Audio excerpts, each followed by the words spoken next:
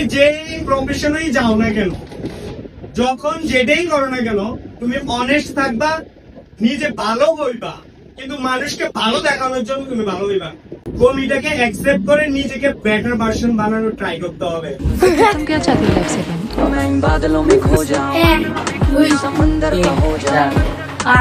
पर्वतों के पीछे आसमान के नीचे 10 11 12 13 14 16 17 18 19 20 22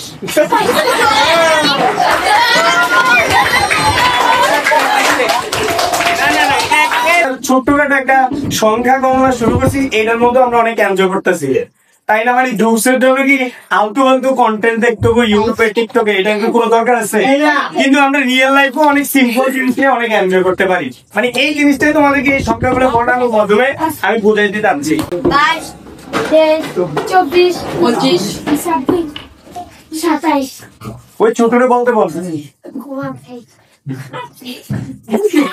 এই বেচারা তো পাইসে গেছে, 1 2 3 10 পর্যন্ত কোনো পারে না, না রে?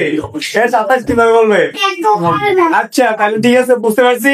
তাহলে এখন সে কত বলবে? 27 নাকি না 28 বলবে? 28 বলবে। আচ্ছা ওর 28 আমি বলে দিলাম। তুমি 28 এর পরে কত? তারপর 29 এর পরে 30, তারপর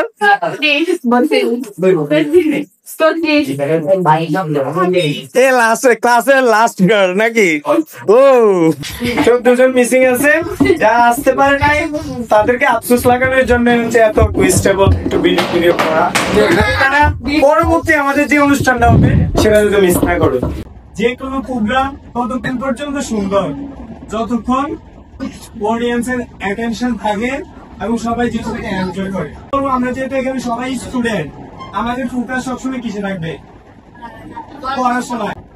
প্রত্যেকটা স্টুডেন্টের লুকস पे नहीं বুকস पे ध्यान देना चाहिए।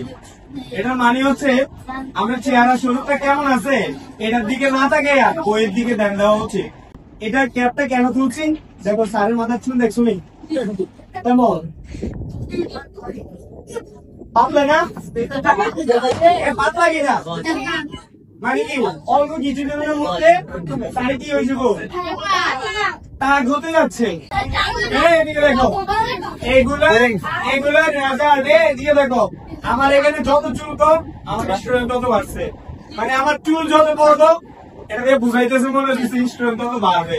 মানে আমার কাছে এরকম মনে হয়েছে কি এখানে 1 থেকে শুরু করে ইন্টারমিডিয়েট পর্যন্ত স্টুডেন্ট আছে। মানুষে আমাদেরকে গুরুত্ব দেয় একমাত্র আমাদের কাজের কারণে। কাজ যেমন মনে করো তুমি স্টুডেন্ট, তোমার গুরুত্ব দিব তখন যখন তুমি দেখবে ক্লাসের first boy, second boy, third বয় 1 লাখ খুব ভালো রেজাল্ট করছো।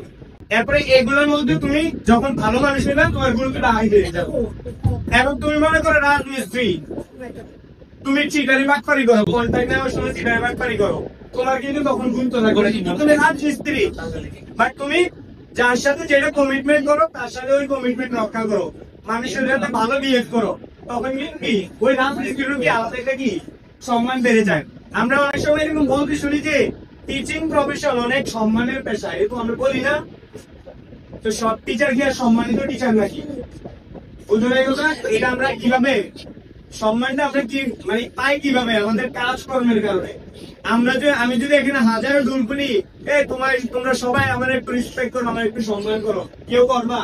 কিন্তু তোমরা লক্ষ্য করবে কি স্যারে কি করে, কি কাজ করে, ওই জিনিসগুলো তুমি সবকিছু আইডেন্টিফাই করা তোমার ভিতর থেকে যে স্যারের প্রতি একটা রেসপেক্ট আসবে। এরকম না বিষয়টা?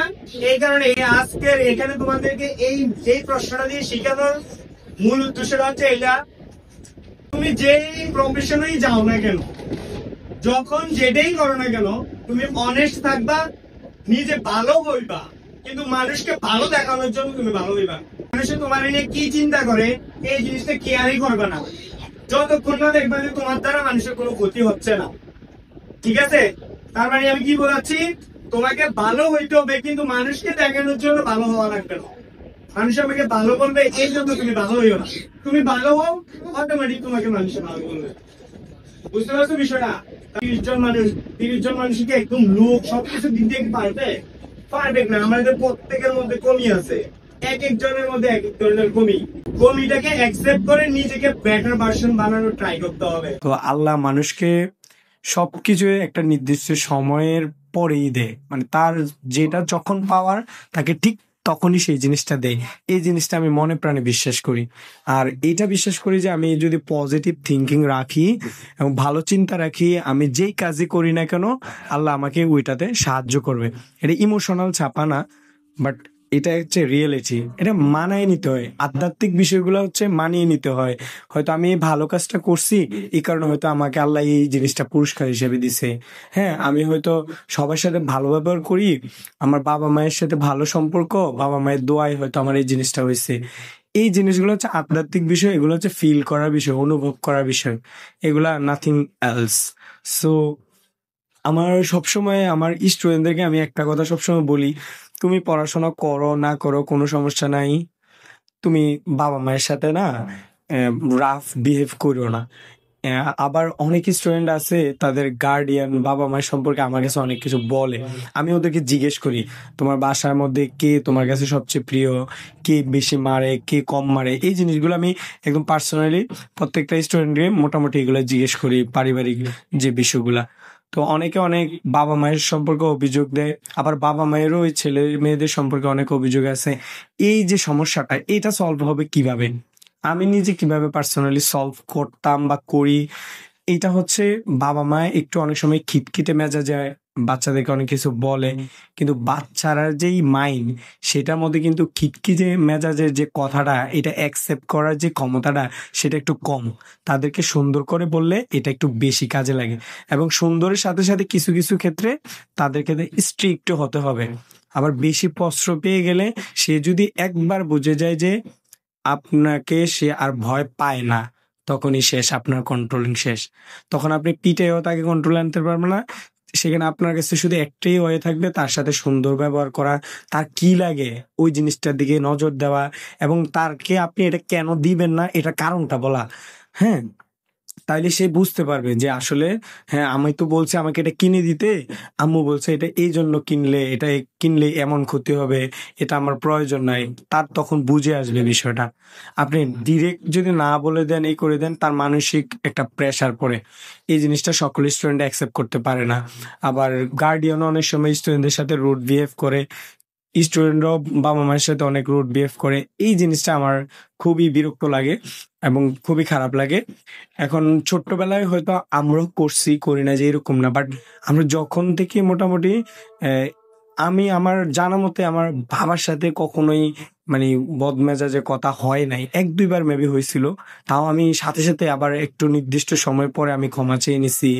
আম্মুর সাথেও তেমন হইতো না, মাঝে মাঝে ওই খেলাধুলা, ঘুম যাওয়া, এসব বিষয় নিয়ে অনেক কিছু বললে একটু রাগ দেখে এটা ওইটা বলতাম, গালিগালাজ এইগুলা হতো না। নর্মালি একটু ইয়ে করলে আম্মু একটু রাগ করতো, তখনই আমি আবার যখন বুঝতে পারতাম আমি আবার তখন সাথে সাথে যাই আম্মুর কাছে ক্ষমা চাইতাম। এই যে জিনিসটা মানে আমাকে একটা নির্দিষ্ট সময়ের পরে এরকম ফিল করাচ্ছে যে বাবা মায়ের কাছে ক্ষমা চাওয়া, তাদের কাছে নত হওয়া, এটা আর গর্বের বিষয়। হ্যাঁ, এটা কোনো লজ্জার বিষয় না। তো তাদের কাছে প্রিয় হইতে হইলে আপনাকে তাদের সাথে সুন্দর ব্যবহারই করতে হবে। তো অনেক সময় ছেলে মেয়ে অনেকগুলা থাকলে অনেক সময় ছেলেরা নিজেরা কম্পেয়ার করে, আম্মু মনে হয় ভাইয়াকে বেশি দেখে, আফুকে বেশি দেখে, আমাকে কম দেখে। না, প্রত্যেকটা সন্তানই তার বাবা মায়ের কাছে সেম, বাট এখানে ওয়ান কন্ডিশন, যেই সন্তানটা তার বাবা মায়ের সাথে ভালো ব্যবহার করবে, বাবা মায়ের তার ওই সন্তানের প্রতি আলাদা একটা ভালোবাসা, আলাদা একটা সিম্পেথি যাবে, এটাই স্বাভাবিক। তাইলে তুমি এটাকে কিভাবে ওভারকাম করবা? তাহলে ও ভালো ব্যবহার করে বাবা মায়ের কাছে এত প্রিয় হয়েছে, তাহলে তুমি ওর থেকে ভালো ব্যবহার করো, অথবা তার চেয়ে কেউ আরো ভালো কিছু করো, যেটা কারণে বাবা মা তোমাকে ওর থেকে আরো প্রিয় বেশি মনে করবে। কিন্তু মানে ভালোবাসার দিক থেকে সবাই মোটামুটি সন্তান সবগুলোই বাবা মায়ের কাছে সেম। তো এই কারণে বলছি, আচার ব্যবহার সুন্দর করে তুমি বাবা মায়ের কাছ থেকে অনেক কিছু আদায় করে নিতে পারবা।